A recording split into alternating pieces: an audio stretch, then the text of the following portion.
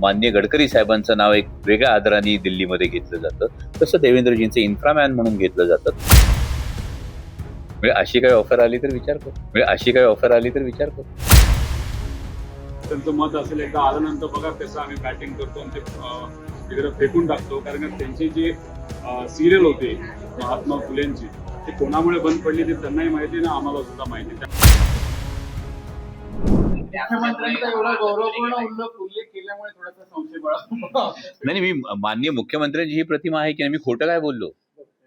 माननीय मुख्यमंत्र्यांना मला सांगा आता जे काही केंद्र पातळीवर वेगवेगळ्या नेत्यांची महत्वाच्या भविष्याच्या दृष्टीने नावं घेतली जातात, या प्रत्येकाचं एक वेगवेगळं डिस्क्रिप्शन हे दिल्लीच्या सर्कलमधून एक बघितलं जातं. यामध्ये ही चांगली गोष्ट आहे ना, मराठी माणसाचं नाव जर इन्फ्रामॅन म्हणून येत असेल तर.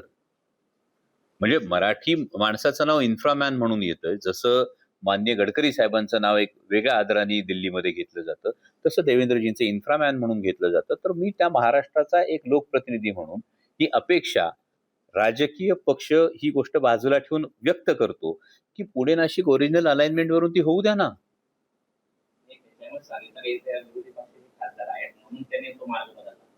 अशी ऑफर आतापर्यंत माझ्याकडे आली नाही. म्हणजे अशी काही ऑफर आली तर विचार करू. खरं तर ते वक्तव्य आम्ही काय अजून ऐकलेलं नाही, पण सहसा आपण बघितलं अमोल कोल्हेंची एक बोलण्याची स्टाईल ती फिरकी सुद्धा तिथं घेत असतात.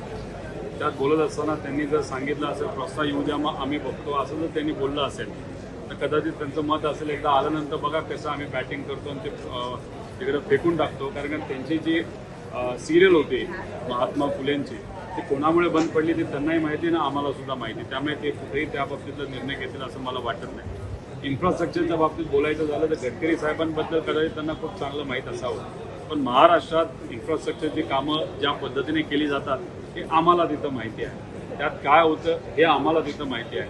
त्यामुळे मोठे मोठे इन्फ्रास्ट्रक्चर हे आणले जातात, घेतले जातात, केले जातात, पण त्यात काय काय गोष्टी होत असतात ते कदाचित मी आणि अमोल कोल्हे साहेब त्याच्यामध्ये बसू.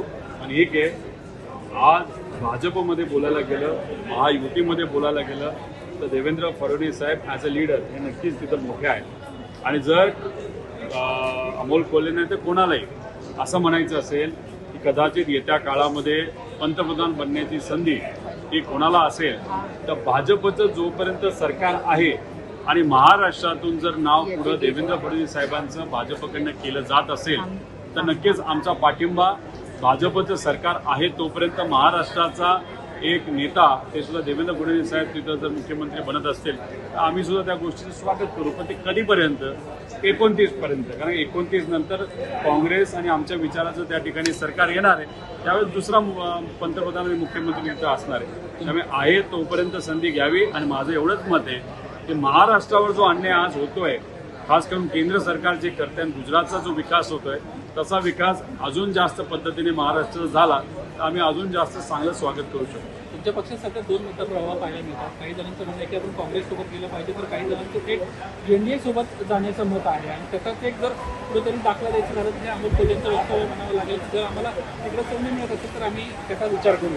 खरंच झालं असं होऊ शकतं, कारण तसं झालं तर तुम्ही कोणासोबत राहता? हा बघा, काही झालं तरी आमदार आणि खासदार आमचे काय फुटणार नाही. सगळ्या खासदारांवर आमचा विश्वास आहे, डॉक्टर अमोल कोल्हेंवर पण विश्वास आहे, त्याबरोबर आमदारांवर आमचा विश्वास आहे. त्यामुळे तसं काय होणार नाही. विषय एवढाच आहे, कुणी कुठंतरी चर्चा केली असावी, नाही तर भाजपमधून मुद्दामून काही लोक अशी चर्चा पेरत असावे, पण काही झालं तरी आमचा पक्ष फुटेल असं मला तरी वाटत नाही.